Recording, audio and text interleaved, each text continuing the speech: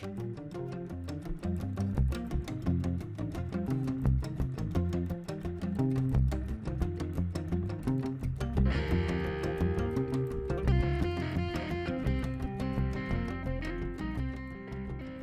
تشوف معايا المشهد الظريف ده عن قرب؟ بسيطة، هنطلع أنا وأنت زيارة سريعة لجزيرة مدغشقر، وهناك هنقابل واحد من أظرف وأغرب الحيوانات على وجه الأرض. بس لو جاي معايا فلازم بسرعة شوية، لأنه للأسف على ما نقرر نروح ممكن يكون انقرض تماما. حيوان سفاكا نادر اللي وصل لحالة اكستريم من حيث العرضة للانقراض. يمكن السبب في ده إن اختيار شريك التزاوج متروك للإناث. لسه ما فهمتش بتكلم على ايه قوي؟ طب هات كوباية شايك وتعالى نتعرف سوا على ليمور سفاكا النادر وأهم صفاته ومميزاته. بس خلينا قبل ما أبدأ أفكرك، هكون سعيد جدا لو انضميت دلوقتي لأسرة أرض العجائب واشتركت في القناة، وهكون أسعد لو عملت إعجاب بالفيديو. ويلا بينا نبدأ. السفاكة زيه زي أي ليمور بيتبع رتبة الرئيسيات. موطنه الرئيسي جزيرة مدغشقر، وتحديدا بيعيش في الغابات الجافة والساحلية شمال غرب مدغشقر.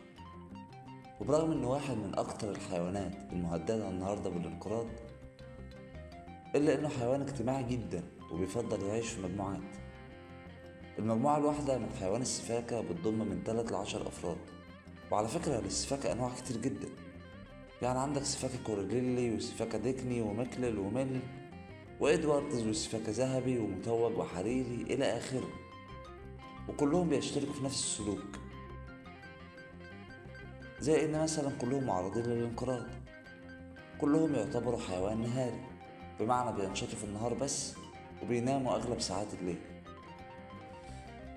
لكنهم يفرقوا عن بعض من حيث الشكل الخارجي في بعض سمات صغيرة، انما في العموم يعني السفاكة بيتميز بطول جسم بيتراوح من 45 ل 48 سنتي، ووزن بيوصل ل6 كيلو في البالغين.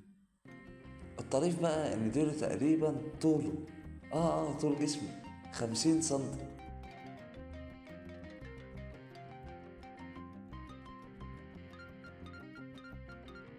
حاجة بشوفها ظريفة أوي الحقيقة.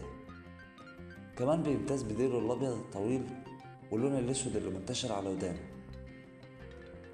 وأسفل إيديه ورجليه. كمان عينيه مميزة بلونها البرتقالي أو الأصفر الواضح، ولون وشه الأسود وبعض البقع الغامقة على الصدر وبعض الأطراف. وزي ما قلت لك سفاكة مش هو المسؤول عن عملية التزاوج، يعني بعكس أغلب الأصناف اللي الذكر فيها هو اللي بيختار الأنثى اللي هيتزوج معاها. سفاكة بقى غير، الأنثى هي اللي بتختار، وأوقات كمان ممكن تقبل بأكتر من شريك. بيتهيألي ده سبب تعرضه للانقراض، مش كده ولا ايه؟ لا خالص، الموضوع ليه أسباب وأبعاد أكبر من كده بكتير.